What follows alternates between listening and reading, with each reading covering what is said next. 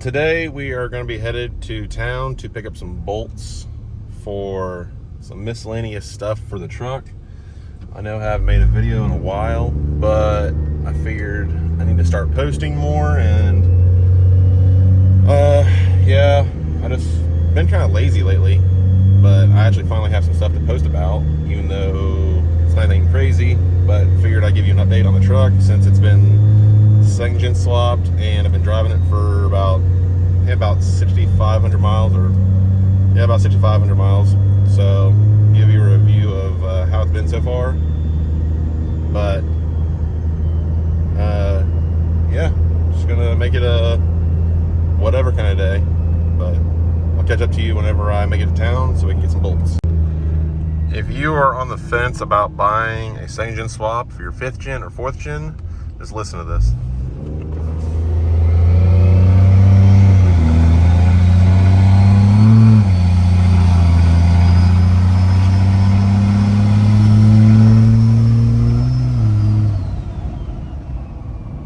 That is a stainless 5 blade, and they are ridiculously loud.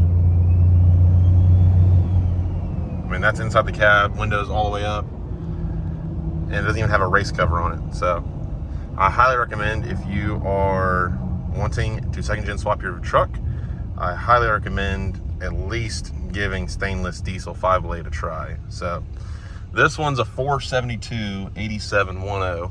And it actually spools pretty quickly on stock fuel. I mean, that's about quarter throttle.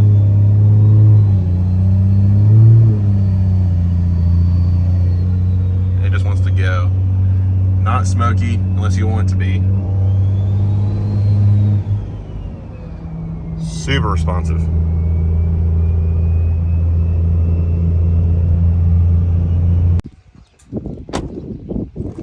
As you can see, we got the running boards powder coated and the end caps painted white, and I got me a grandpa cap, which it still needs some TLC, but I do have parts on the way. So I got a new latch for this, but I went to the store already and they didn't have everything I need, so I'm just gonna go ahead and go over what I bought. As you can see here, this is for my 48 swap that I'm gonna be doing, and I'll get that out here hopefully and show you how that works. But they didn't have my bolts for my bottle bracket, so I had to order my bottle bracket. People's dog over there barking at me, but I had to order bolts for this bottle bracket because I wanted stainless.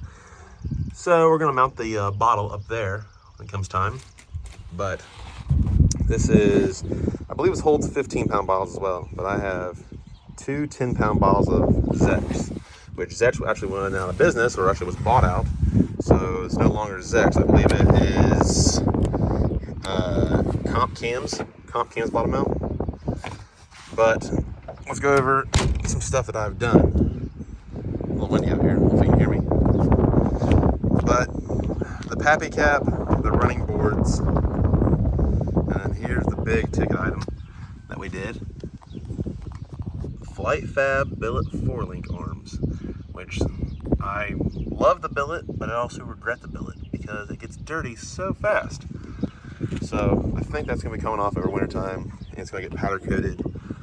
I believe I'm going to powder coat it brushed and then leave that white. I believe that's what I'm going to end up doing. The wheels, probably gonna go ahead and try to sell these actually and go some 2414s. I love the truck with these because there's not much of a stretch. At the same time, they look way better, wider. As far as under the hood, nothing has really changed since last video. It is very dusty, so the color is very dull. But nothing really has changed under here.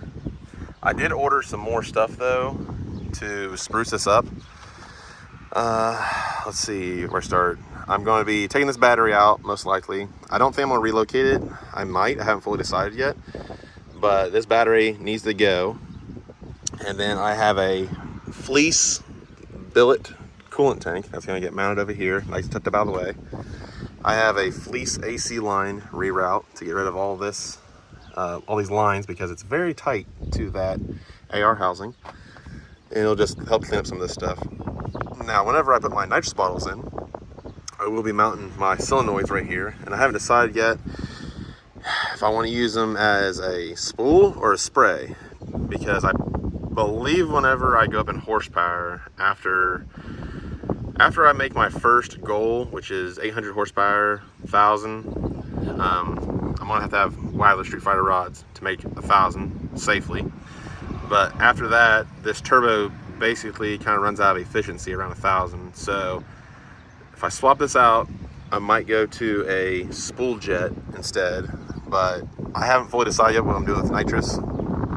I know that I am going to be running it into the hot side so it doesn't shock the engine as easily, but I have a billet coolant an upper billet, or not really billet, sorry, an upper coolant neck made of aluminum. I have a fleece coolant bypass.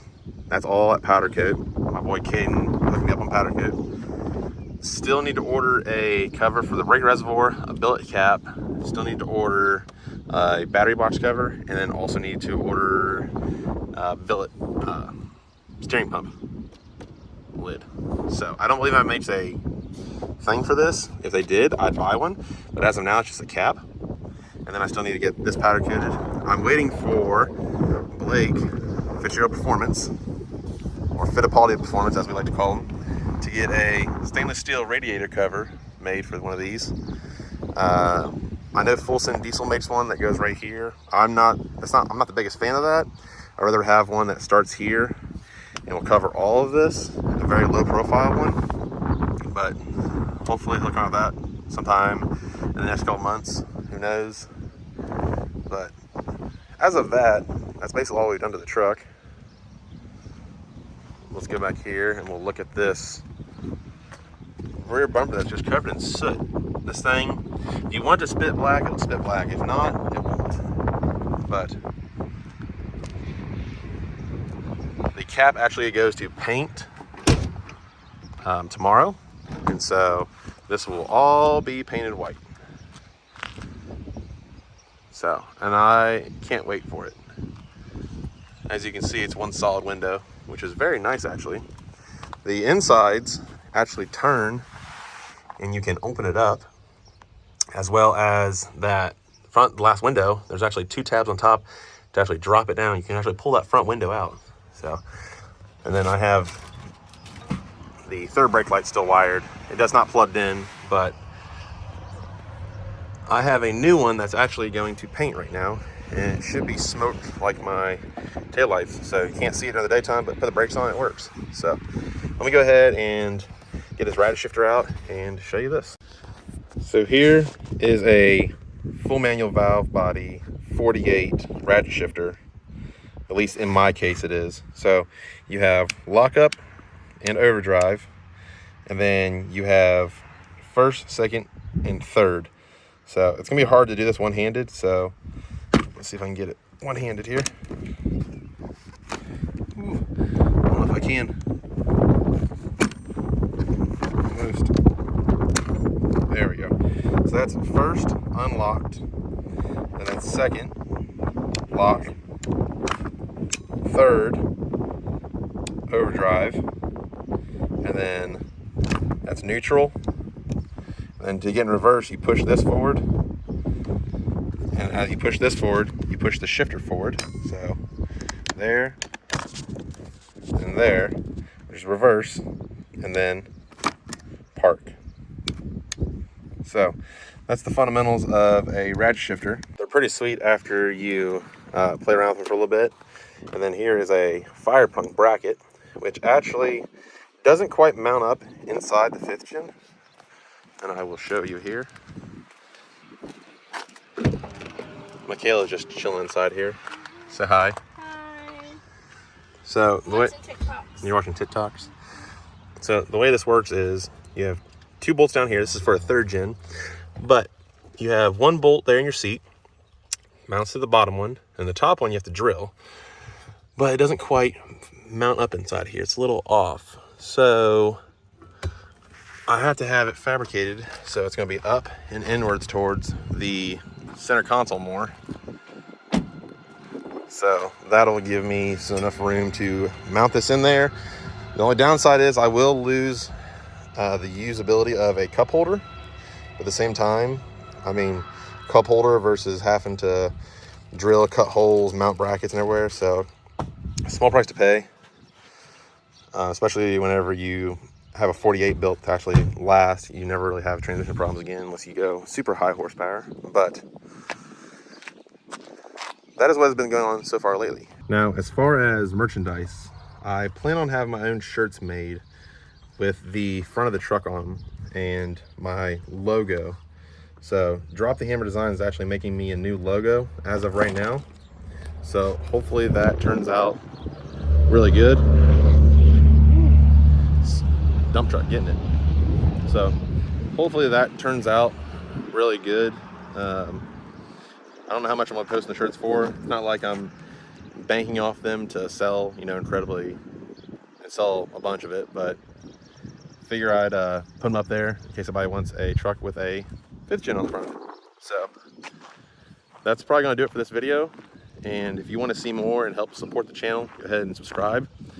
I plan on actually building a shop here soon. So hopefully, with any luck, we'll be able to offer more stuff with my business, as well as I'll be able to build this some more and actually have some more fun. I think the next event we're going to try and go to is I might try to hit Smoky. If not, most likely Panama City. If I can scrap together enough time and vacation money, that's what we'll probably end up doing. But I think that's it for now. And if you want to see more, like I said, subscribe. We'll catch you next one.